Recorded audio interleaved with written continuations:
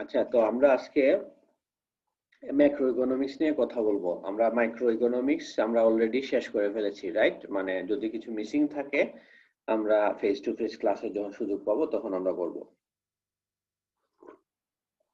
এখন আমাকে বলো তো, আহ আমি আচ্ছা স্ক্রিন শেয়ারের আগে তোমাদের কাছে কিছু কোয়েশ্চেন করি। সেটা হচ্ছে যে অর্থনীতিতে প্রবলেম গুলা কি কি? তোমরা কি মনে করো যে আমাদের যে বাংলাদেশে অর্থনৈতিক প্রবলেম, মানে পত্রিকা টত্রিকা তো পড়ো, মানে কি কি মেজর প্রবলেম আমরা কথা বলি, কোনো আইডিয়া আছে?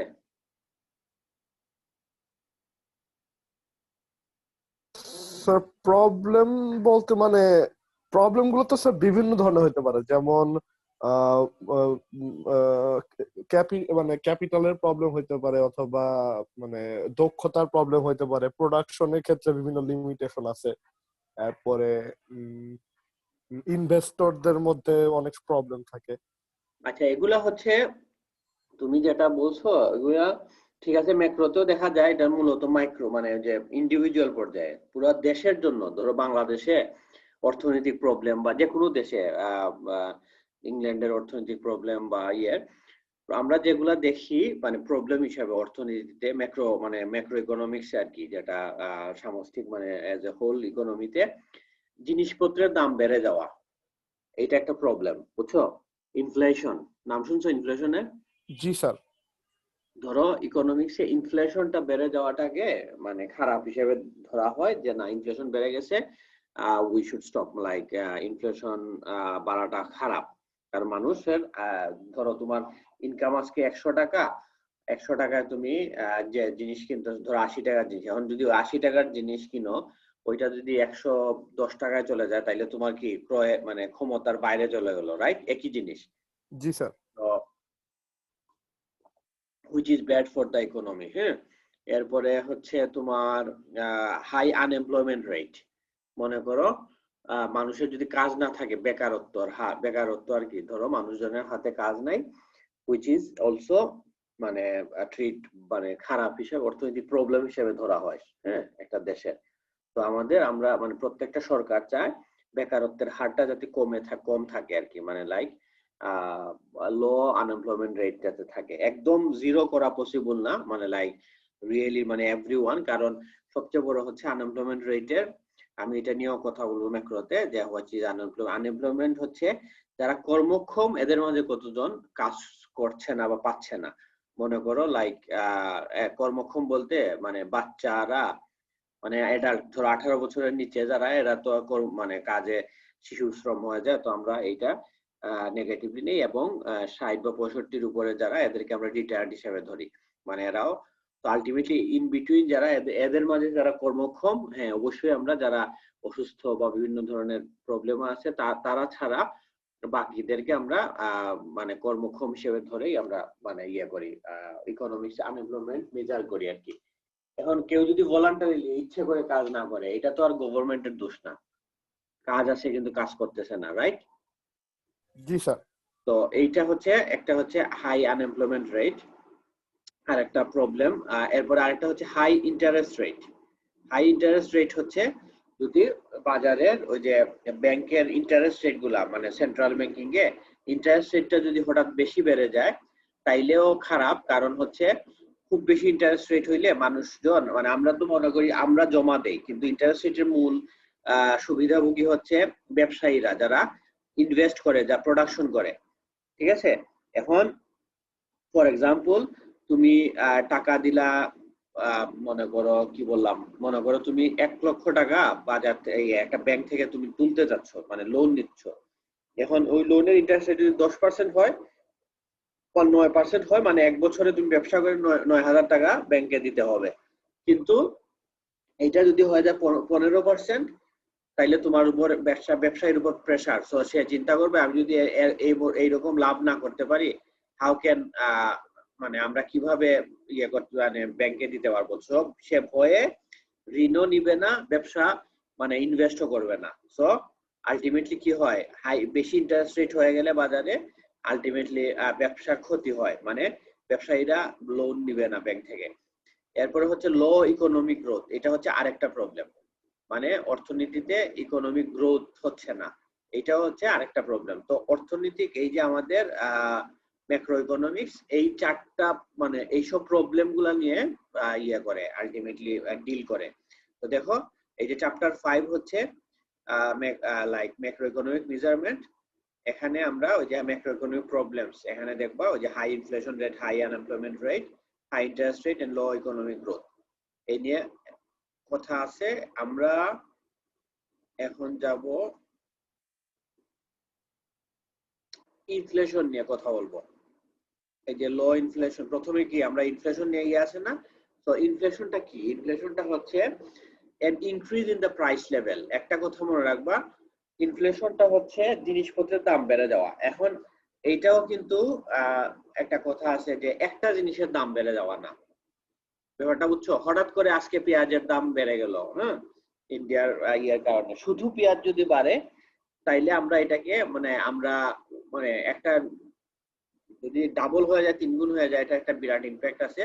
সামান্য একটা দ্রব্যের দাম বাড়লো, এটাকে আমরা ইনফ্লেশন বা মূল্যস্ফীতি বলবো না। কেন বলবো না? কারণ এটা প্রাইস লেভেল না, ওভারঅল সবকিছুর দাম একসাথে মানে একটা এভারেজ মানে ভাবে সবকিছুর দাম বেড়ে যাওয়া।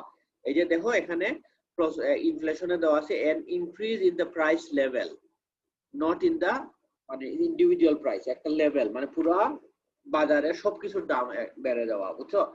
এইটাকে বলে ইনফ্লেশন।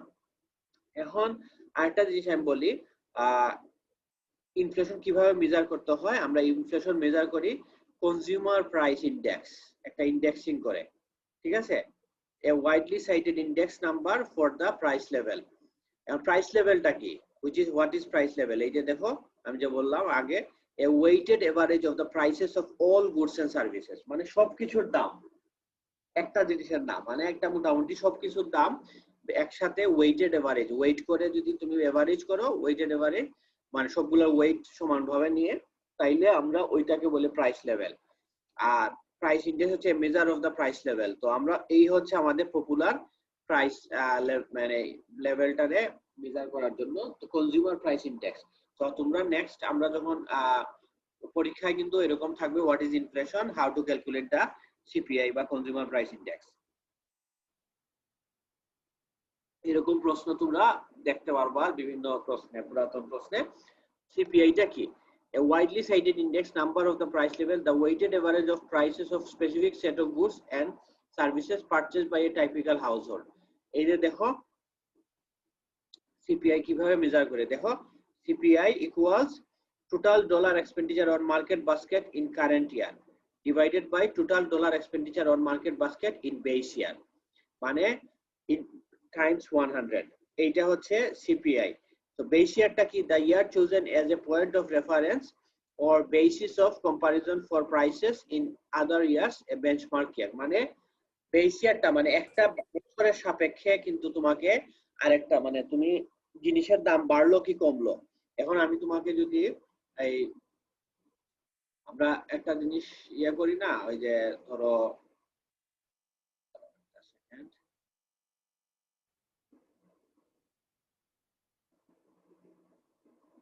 এই যে ধরো এই লাইনটা, এই এই যে দাগটা, এটা বড় না ছোট? তো এখন তো মানে এটা বড় ছোট কম্পেয়ার করার কিছু নাই, কারণ এই বিষয়টা তো আপেক্ষিক। হ্যাঁ, আপেক্ষিক। তো এটা হচ্ছে আলটিমেটলি আপেক্ষিক। আমরা এটাকে বড়ও বলতে পারবো না, ছোটও বলতে পারবো না। আমি যদি এখানে একটা এরকম দাগ দেই তাহলে এই লাইনটা বড়, রাইট? জি স্যার। আর এটাকে যদি আমরা আরো সরি, তাইলে এই লাইনটা কি? ছোট, এখন ছোট। তাইলে আমরা এই বিষয়টা আমাদের মানে ওই এখন তোমার যে প্রাইস লেভেল, প্রাইস বাড়লো কি কমলো, এটা আমরা কিভাবে বুঝবো? প্রথম মানে সেকেন্ডটার সাথে প্রথমটা তুলনা করে, মানে অন্য একটা বছরের দামের সাথে তুলনা করলে আমরা বুঝতে পারবো দাম বাড়লো না কমলো, রাইট? জি স্যার। এখন যে বছরের সাথে তুমি তুলনা করো, তো একটা ইন্ডেক্সিং যখন করে তারা একটা বছরের সাথে মানে এভরি ইয়ারের প্রাইস মানে ইন্ডেক্স ধরো প্রতি বছরে মানে ধরো ইন্ডেক্স সিপিআই এর মান তুমি প্রথম বছর পাইলে 100, এরপরের বছর পাইলে 110, মানে 10% বাড়লো। এরপরের বছর তুমি ধরো 121 পাইলা, মানে আরো 10% বাড়লো, রাইট? তো এই যে বেস ইয়ারটা ধরা হয়, বাংলাদেশে বেস ইয়ার কত জানো সরকারি ভাবে? 2005 সাল। না স্যার। না, আগে 2005 ছিল, এরপরে চেঞ্জ করছে। এখন কত জানো? না স্যার, এটা স্যার জানি না। আচ্ছা, এটা হচ্ছে এখন পর্যন্ত মনে সরকার ইয়েই করে, ওই যে বেস ইয়ার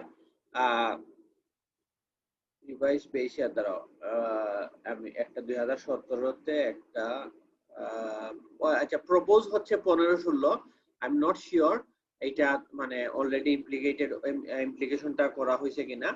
আগে ছিল বাংলাদেশে বেস ইয়ার ছিল 2005-06, ঠিক আছে? 5-6 কে বেস ধরে, এর আগে ছিল 95-96, বুঝছো? এরকম করে মানে মানে 10 বছরে একবার চেঞ্জ করা হয়। বেস ইয়ারটা ধরা হয় কোন ধরনের বছরকে? যে বছরগুলাতে আলটিমেটলি সবকিছু স্বাভাবিক ছিল, মানে কোনো ধরো প্রাকৃতিক দুর্যোগ, মানে বন্যা হইলো, হ্যাঁ, অথবা মানে ঘূর্ণিঝড় হইলো বা সামথিং লাইক দ্যাট, খরা হইলো, মানে এগুলো তো স্বাভাবিক বছর না। সো স্বাভাবিক সময়ে ছাড়া জিনিসপত্রের দাম তো এমনি বেড়ে যাবে, বুঝছো? জি স্যার। এরপরে তোমার ধরো পলিটিক্যাল কাওয়াস, মানে একটা নির্বাচনের বছর, যদিও আমাদের রিসেন্ট নির্বাচন গুলাতে মানে ওনার বিরোধী মানে ওই রকম ইয়েটা হয় না। তো আগে কি হইতো, নির্বাচনের বছর মানেই মারামারি, এরপরে পুলিশি মানে একটা ঝামেলা ক্রিয়েট হইতো। এরপরে আমরা ছোটবেলা মানে আমরা যখন স্টুডেন্ট ছিলাম 2000, ওই যে তোমার তত্ত্বাবধায়ক সরকার ছিল, হ্যাঁ, 2 বছর, তো এই যে একটা মানে একটা কেওয়াসের মধ্যে দিয়ে পুরো দেশ যাচ্ছিল। তো এইসব সময়ে জিনিসপত্রের দাম উঠানামা করে। তো বেস ইয়ার ধরা হয় একটা স্বাভাবিক বছরকে, ওই স্বাভাবিক বছরের সাথে আরেকটা বছরের কি করা হয়, মানে তুলনা করা হয়। এটাই হচ্ছে, এটা ইন্ডেক্সিং করলে মানে টাইমস 100 দিলে আমরা একটা ইন্ডেক্সিং মেজার পাই। তো দেখো টোটাল ডলার এক্সপেন্ডিচার আরেকটা শব্দ দেখো, market basket. What is market basket? মানে এখন তো বাজারে সবকিছুর দাম তুমি আনতে পারবা না। তো বাংলাদেশের মার্কেট বাস্কেটকে আমি দেখাইলে আমি তোমাদেরকে বুঝাতে পারবো। মনে করো আমি এখানে নাহিদকে বাজারে পাঠাইলাম, বাজারে একটা ওই যে আমরা দিয়ে লিস্ট, বাজারে লিস্ট দিয়ে পাঠাই না? জি স্যার। তো এখন দাঁড়াও আমি একটা সেকেন্ড, আমি দেখি পাই কিনা, দাঁড়াও। বাংলাদেশের এরকম একটা বাস্কেট, মানে কনজিউমার বাস্কেটের একটা হিসাব আছে তোমাদের, মানে এই জিনিসগুলার দাম। এখন আমি just a sec,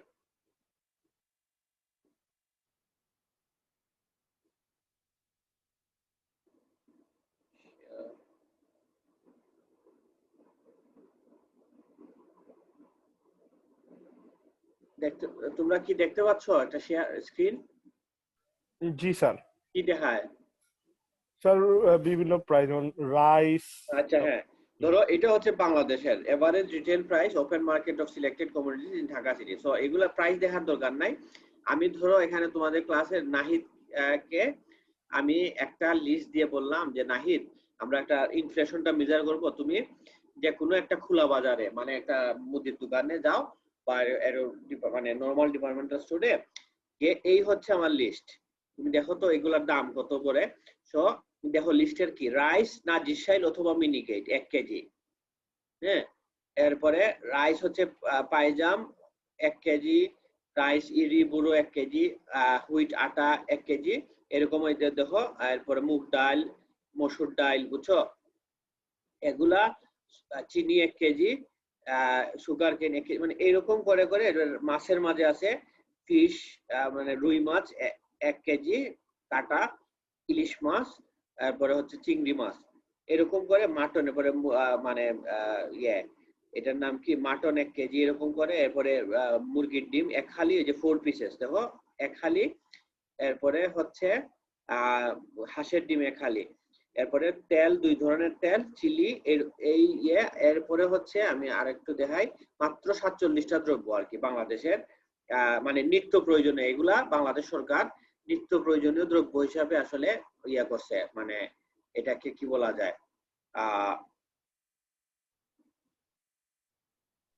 সংজ্ঞায়িত করছে। হ্যাঁ, সংজ্ঞায়িত করছে, রাইট। তো এইটা হচ্ছে এখন নাহিদ। এরপরে হচ্ছে এই যে জিঞ্জার, মানে আদা, সল্ট 1 কেজি, লবণ 1 কেজি, পটেটো, ব্রিঞ্জাল, এরপরে ঢেঁড়স 1 কেজি, লেডিস ফিঙ্গার, এরপরে পাপায়া 1 কেজি, এরপরে মিল্ক হচ্ছে মিল্ক ভিটা প্যাকেট, একদম স্পেসিফিক করে গভর্নমেন্ট বলে দিছে মিল্ক ভিটার 1 লিটার দুধের প্যাকেট, ল্যাকটোজেন 400 গ্রাম ইচ, এরপরে হচ্ছে ফায়ারউড, কেরোসিন, ওই যে কেরোসিন আর ম্যাচ, ওই যে ম্যাচের কাঠি আছে না, 40টা কাঠি সহ একটা ম্যাচ, এক বক্স ম্যাচের দাম 2 টাকা, মানে এরকম। এখন এটা 2016 সাল। ক্লথিং, এই যে কাপড়, কিছু কাপড়ের হিসাব, লুঙ্গি, শাড়ি, লং ক্লথ, খোলা কাপড় যেগুলা মিডিয়াম, এরপরে হচ্ছে গেঞ্জির দাম এরকম, এরপরে সিমেন্ট, অ্যালুমিনিয়াম, বাঁশ আর এনামেল প্লেট, আর হচ্ছে কোকোনাট ওয়েল, সিগারেটও কিন্তু আলাদা করে, স্টার সিগারেট কত পিস, 10 পিস, হোয়াইট পেপার, মানে blade sword, blade stainless steel. So দেখো এই 47 গুডস, বুঝছো? এই 47 গুডস দিয়ে আমি, মনে করো নাহিদ গেল একটা বাজারে, আজকের ডেট কত, 22 সেপ্টেম্বর 2020, হ্যাঁ, আজকে সে এইগুলা সবগুলা জিনিস ওই যেভাবে কোয়ান্টিটি দেওয়া আছে কিনে নিয়ে আসলো। কিনে নিয়ে আসার পরে আলটিমেটলি সে বলল যে স্যার আমাদের, এটা একটা এক্সপেরিমেন্ট হিসেবে আর কি, যে স্যার আমরা এই আজকে এই প্রত্যেকটা জিনিস কিনতে আমার খরচ হয়েছে 10,000 টাকা, ফর এক্সাম্পল, হ্যাঁ, 10,000 টাকা খরচ হয়েছে এই 47 জিনিস কিনতে। এখন আমরা এই 47, তাইলে এই বাস্কেট, এই যে গুড়টা, লিস্টের গুড়, এটাকে বলে মার্কেট বাস্কেট। এই বাস্কেটে আমরা 47টা দ্রব্য পাইলাম। এরপরে হচ্ছে আমরা ঠিক 1 বছর পরে, আজকে তো 22 সেপ্টেম্বর 2020, 22 সেপ্টেম্বর 2021-এ ধরো আমি ইয়াকে ফাহিমকে পাঠাইলাম, বা ইফ তো তোমরা কি নাম, ফাহিম, দুইজন দেখা যাচ্ছে, ইফ তো বা আচ্ছা ফাহিমই বললাম, ফাহিমকে পাঠালাম যে ফাহিম আমাদের এক্সপেরিমেন্টে এবার তুমি যাও, যে একই দ্রব্যগুলা, একই লিস্ট, সেম লিস্ট দিলাম, 1 কেজি পাইজাম চাল, 1 কেজি, এরকম এরকম করে সব নিয়ে আসলো। সে গিয়ে নেক্সট ইয়ার 2021 সালে 22 সেপ্টেম্বর গিয়ে আয়শা বললো আমাদের ক্লাসকে বলবো যে স্যার ইয়ে হয়েছে, আমার এই একই দ্রব্যগুলা কিনতে আমার 11,000 টাকা খরচ হয়েছে। ঠিক আছে, তাইলে জিনিসপত্রের দাম কত পার্সেন্ট বাড়লো, পার্সেন্টেজে নিলে?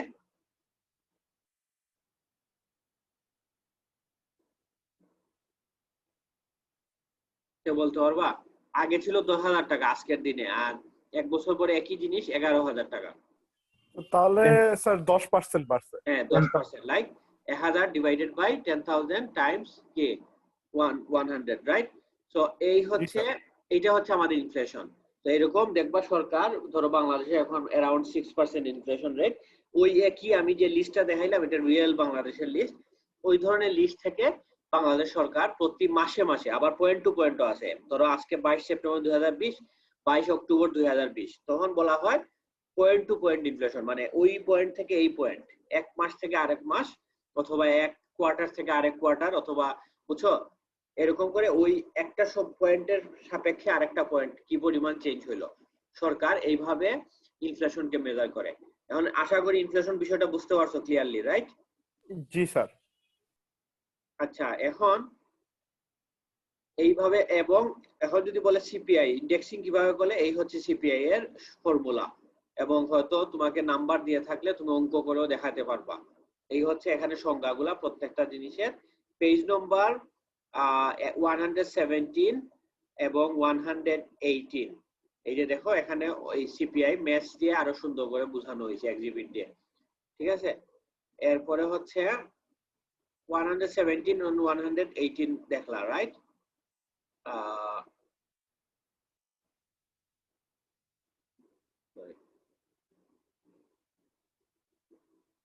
এরপরে হচ্ছে 119, এই যে রিয়েল ইনকাম। আচ্ছা, আরেকটা বিষয় তোমরা মাথায় রাখবা, রিয়েল ইনকাম আর নমিনাল ইনকাম, এই যে দুইটা বিষয়। রিয়েল ইনকাম হচ্ছে nominal income adjusted for price changes, মানে ইনফ্লেশন অ্যাডজাস্ট করে। মনে করো তোমাদের ইনকাম হচ্ছে আজকে 10,000 টাকা, হ্যাঁ, এই বছর, নেক্সট ইয়ার তোমাদের ইনকাম হয়ে গেল, আলটিমেটলি কি নেক্সট ইয়ার তোমাদের ইনকাম হইলো মনে করো কি বলা যায় 11,000 টাকা, মানে কত পার্সেন্ট তোমার ইনকাম বাড়লো? 10%। 10%। এখন নেক্সট ইয়ার যে 10% তোমার ইনকাম বাড়লো, এটা হচ্ছে নমিনাল ইনকাম। এখন যদি সব জিনিসের দাম যদি 10% বেড়ে যায়, ঠিক আছে, তাইলে কি কি হইলো এটা আলটিমেটলি? তো তাহলে বাস্তবে আমার এই 10,000 টাকা বেতনটা কাজে লাগতেছে না, মানে রিয়েল ইনকাম তোমার সেম 10,000 টাকাই হ্যাঁ হইলো। রিয়েল ইনকামটা সেম। হ্যাঁ, তো রিয়েল ইনকাম বুঝছো, মানে ওই যে এক্সট্রা দাম বাড়াটাকে অ্যাডজাস্ট করলে যে ইনকাম, তো রিয়েল ইনকাম তোমরা এখন তোমাদের যখন বেতনটা বাড়বে আর কি, বিভিন্ন অফিসে যখন বা সফটওয়্যার ফার্মে কাজ করবা, তোমরা বাংলাদেশ সরকারের ইনফ্লেশনের রেট যেটা বাংলাদেশ ব্যাংকের কাছে ডাটাতে পাবা, ওয়েবসাইটে পাবা, বাংলাদেশ ব্যুরো অফ স্ট্যাটিস্টিক্সের ওয়েবসাইটে পাবা, ওইখানে গিয়ে তোমরা যেটা কি করে ওই যে অ্যাডজাস্ট করে দেখবা যে তোমাদের রিয়েল ইনকাম কত বাড়লো।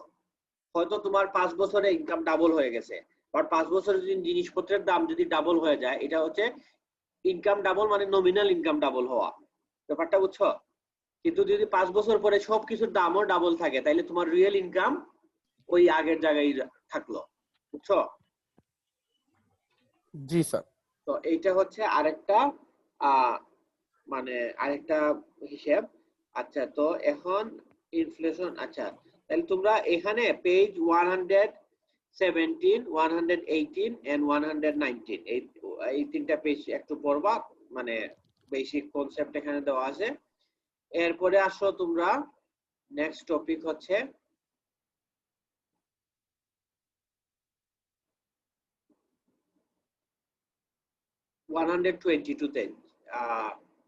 জিডিপি ডিফ্লেটর নামে একটা কথা আছে। 122, হোয়াট ইজ জিডিপি ডিফ্লেটর? এটা হচ্ছে besides the CPI there is another price index that is often cited, the GDP deflator or GDP implicit price deflator। মানে এটা সিপিআই এর মতো ইনফ্লেশনের আর কি বিভিন্ন ধরনের মেজার। মানে ওই যে সহজ ভাষায় তো আমরা ওই যে বাস্কেট অফ গুডস পাঠাইলাম টাকা, মানে ওই যে নাহিদ একবার গেল, এরপরে কে গেল, পরে ফাহিম গেল, রাইট? তো এই যে দুইজনকে আমরা একটা 10,000 টাকা আর 11,000 টাকা, এটা হচ্ছে সিম্পল ইনফ্লেশন মেজারমেন্ট। কিন্তু ওয়ার্ল্ড ওয়াইড যেটা বেশি ব্যবহার হয় সিপিআই ইন্ডেক্সিং, আর একটা হচ্ছে জিডিপি ডিফ্লেটর। তো জিডিপি ডিফ্লেটরটা কি হয়েছে, ওই যে আলটিমেটলি বা কিছু না, এই এখানে ওই যে সংজ্ঞাটা দেওয়া আছে, দেখবা তোমরা যে ফর্মুলাটা কিভাবে স্যালারিটাকে ইয়ে করা হয়, জিডিপি ডিফ্লেটরটাকে হিসাব করা হয়, তোমরা একটু দেখে নিও এই জিনিসটা। আনএমপ্লয়মেন্ট মানে এখন, আচ্ছা আনএমপ্লয়েড একটু কুইকলি শেষ করে, আমার বাসায় ইলেকট্রিসিটি নাই, বুঝছো? তো আমার ওয়াইফ ওই যে ল্যাপটপে চার্জ দিতে পারছি না, একটা চার্জার ফ্যান দিয়ে ক্লাস নিচ্ছি আর কি, আর ওকে স্যার। মোবাইলের ডেটা দিয়ে। হ্যাঁ, তো anyway, so who are the unemployed. আচ্ছা, এখন আনএমপ্লয়মেন্টটা কিভাবে মেজার করে ওইটা বলে আজকে শেষ করব, আর কালকে একটু বলবা তোমাদের ক্লাসের আর একটু পার্টিসিপেট যাতে বেশি থাকে, ওই যে জিডিপিটা বোঝা একটু ইম্পর্টেন্ট আর কি, মানে বুঝছো? কারণ এগুলা নিয়ে প্রশ্ন থাকে, আজকেরটাও কিন্তু ইম্পর্টেন্ট, মানে আজকেরটাও তোমরা একটু যদি যারা ছিল না তাদেরকে একটু বুঝাই দিও না বুঝলে। আচ্ছা, সেটা হচ্ছে হু আর আনএমপ্লয়েড। আনএমপ্লয়মেন্টটা কাকে বলে? এই যে দেখবা এখানে দেওয়া আছে সিভিলিয়ান লেবার ফোর্স, মানে সাধারণ লেবার ফোর্সটা কাকে বোঝায়? এমপ্লয়েড পারসন আর আনএমপ্লয়েড পারসন মিলে, person not in the labour force person. আচ্ছা, এইগুলা ঝামেলা করে লাভ নাই, আমি তোমাদের সংক্ষেপে বুঝাইয়া দেই। সিভিলিয়ান লেবার ফোর্স, এই যে একটা কথা দেখো সব জায়গায় আছে civilian labour force. Civilian labour force হচ্ছে যারা কর্মক্ষম ব্যক্তি। ধরো বাংলাদেশে মানুষ কত এখন? 16 কোটি বা 17 কোটি, রাইট? জি স্যার। কিন্তু এখানে সবাই কিন্তু আমাদের লেবার ফোর্সের অংশ না, ব্যাপারটা বুঝছো? যারা কর্মক্ষম, মানে ওই যে বললাম শিশু এবং বৃদ্ধ বাদ দিয়ে যে মাঝখানের যে মানুষরা, হ্যাঁ, এবং এদের মাঝে যারা সুস্থ আছে, মানসিকভাবে সুস্থ, শারীরিকভাবে সুস্থ, মানে বিকলাঙ্গতা বা এরকম প্রবলেম নাই, এই ধরনের যারা কর্মক্ষম ব্যক্তি, ওই শিশু এবং বৃদ্ধ বাদ দিয়ে এরাই হচ্ছে আমাদের সিভিলিয়ান লেবার ফোর্স, বুঝছো? জি স্যার। তো আনএমপ্লয়মেন্ট রেট, যারা কাজ, এখন রেটটা তুমি বার করবা। এখন নাম্বার অফ আনএমপ্লয়েড পারসন, এখন দেখা গেল বাংলাদেশে 1 কোটি লোক বেকার। এখন যদি 1 কোটি পার্সেন্টেজ তুমি বার করো, 1 কোটি ডিভাইডেড বাই যদি 16 কোটি হয়, তাহলে তো পার্সেন্টেজ খুব কম আসবে, রাইট? জি স্যার। কিন্তু এটার কারেক্ট না। কারেক্টটা হচ্ছে কি, ধরো বাংলাদেশের কর্মক্ষম এই 16 কোটির মাঝে 8 কোটি মানুষ কাজ করতে সক্ষম বা কাজ খুঁজতেছে, তো 1 কোটি ডিভাইডেড বাই 8 কোটি হবে, বুঝছো? জি স্যার। তখন কি আনএমপ্লয়মেন্ট রেট, মানে যারা কাজ করতে পারে তাদের মাঝে কতজন, বা কাজ খুঁজতেছে তাদের মাঝে কতজন আনএমপ্লয়েড আছে, ওইটা দিয়ে আনএমপ্লয়মেন্ট রেট বের করা হয়। Employment রেটও same. আর এখন লেবার ফোর্স পার্টিসিপেশন রেট, আর মানে মানে এগুলো সব একই জিনিস, আসলে সহজ। রিজন ফর আনএমপ্লয়মেন্ট এগুলা কি কি একবার দেখে নিও।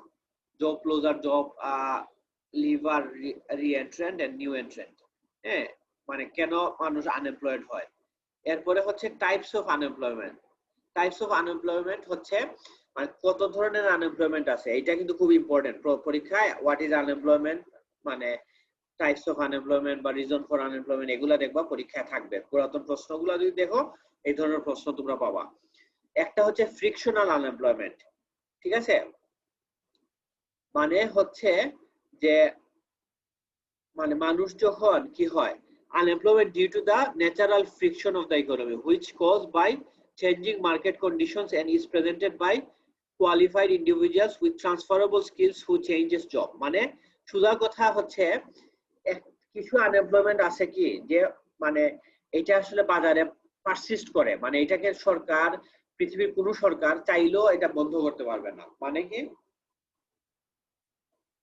মানে তুমি খুব কোয়ালিফাইড সফটওয়্যার ইঞ্জিনিয়ার, তুমি আজকে এইরকম খুবই আনলাইকলি যে তুমি আজকে বিকেল বেলা 5টার জব ছাড়বা আর কালকে সকাল 9টা থেকে আরেকটা জব স্টার্ট করে ফেলবা, রাইট? মানে জবটা যদি তুমি চেঞ্জও করতে চাও তোমাকে 15 দিন 20 দিন এরকম একটা টাইম কিন্তু লাগে, রাইট?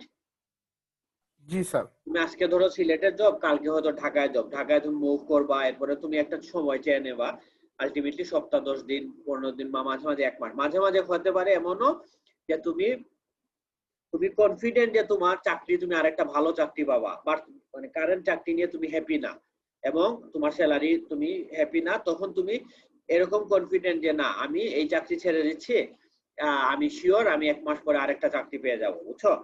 এরকম করেও তো মানুষ জব চেঞ্জ করে, রাইট? জি স্যার। তো এই ধরনের চেঞ্জ যখন মানুষে মানে একটা ইকোনমির স্কিল ট্রান্সফার হয়, এক জায়গা জব থেকে আরেক জবে যায়, ওই সময়টাকে ফ্রিকশনাল আনএমপ্লয়মেন্ট বলে, বুঝছো? এই জব চেঞ্জিং বা ট্রান্সফার, স্কিলস ট্রান্সফারের ক্ষেত্রে সারা পৃথিবী জুড়ে এরকম কি হয়, কিছু মানুষ সবসময় আনএমপ্লয়েড থাকে হিসেব মতো, বুঝছো? জি স্যার, বুঝতে তারা পারছি। কিন্তু রিয়েলি আনএমপ্লয়েড আমরা মানে পরে আসবো, মানে আসলে এরা ফিকশনাল আনএমপ্লয়মেন্ট যদিও আমরা বলি, কিন্তু এটা কিন্তু খারাপ না, খারাপ হিসেবে ধরা যায় না, কারণ এটা তো একটা সিস্টেমের মাঝেই, বুঝছো? আরেকটা হচ্ছে structural unemployment. What is structural unemployment? যখন ইকোনমি স্ট্রাকচার চেঞ্জ হয়, মনে করো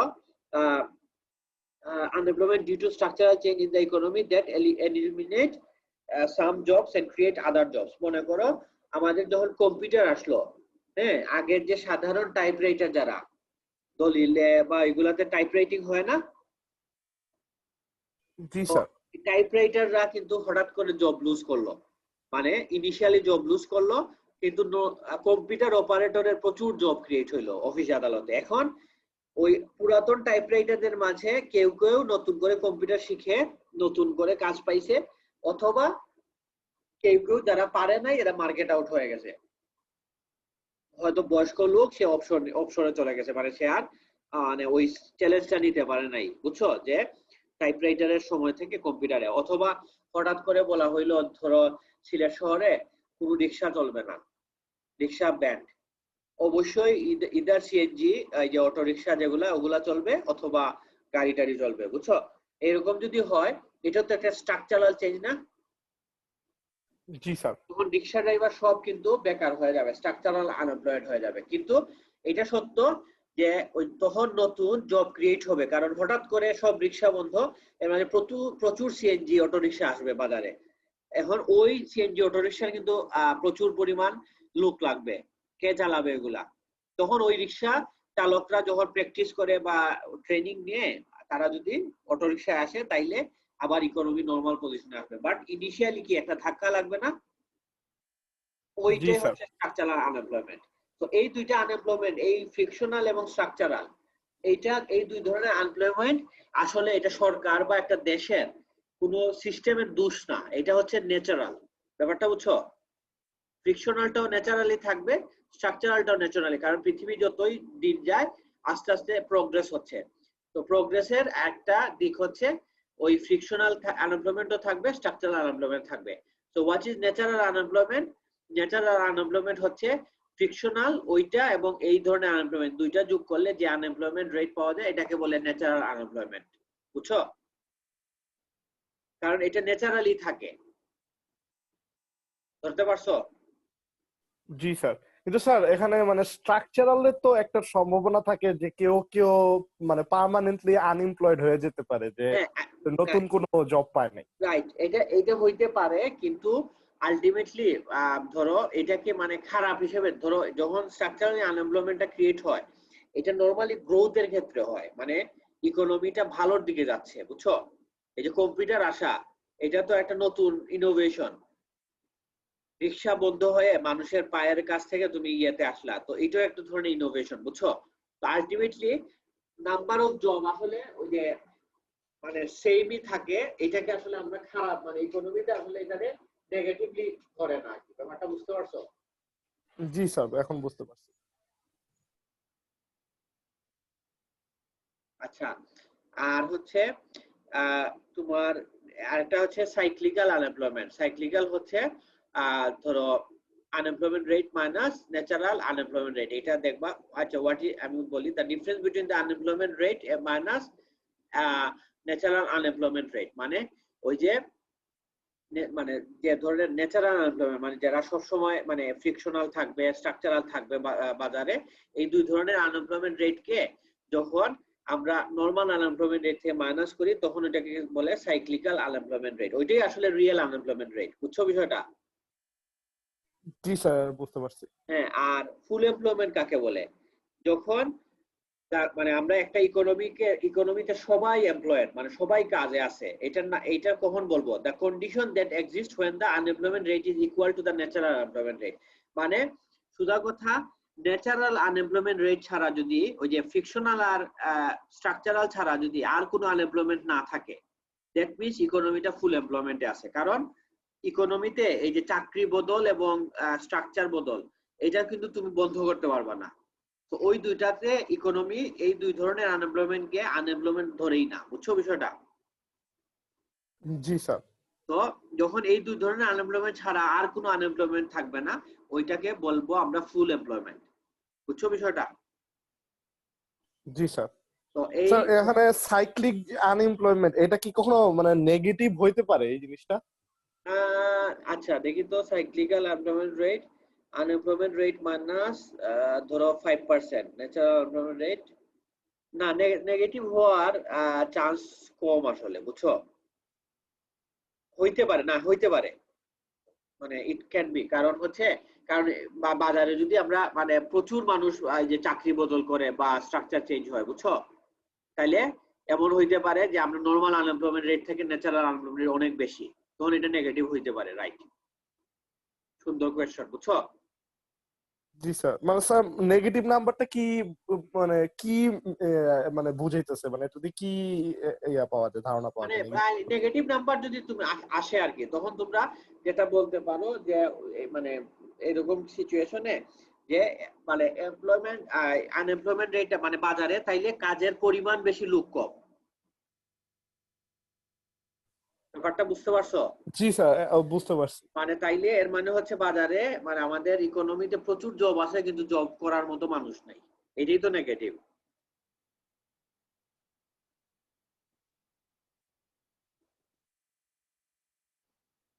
বুঝতে পারছো? জি স্যার। আচ্ছা ঠিক আছে, তাইলে আজকে এই পেজ নাম্বার আচ্ছা 127 and 128 এই দুইটা হচ্ছে আমাদের unemployment, what is unemployment and types of unemployment. আচ্ছা 100 না 127 না সরি, পেজ হচ্ছে 125 কত থেকে, না সরি 124 থেকে 124 থেকে 128 পর্যন্ত। বুঝছো? এটা হচ্ছে আনএমপ্লয়মেন্ট নিয়ে যে কথাবার্তা, এগুলা রেফারেন্স। তোমরা কেউ একজন আমাকে যদি একটু ভলান্টিয়ার করতে পারো যে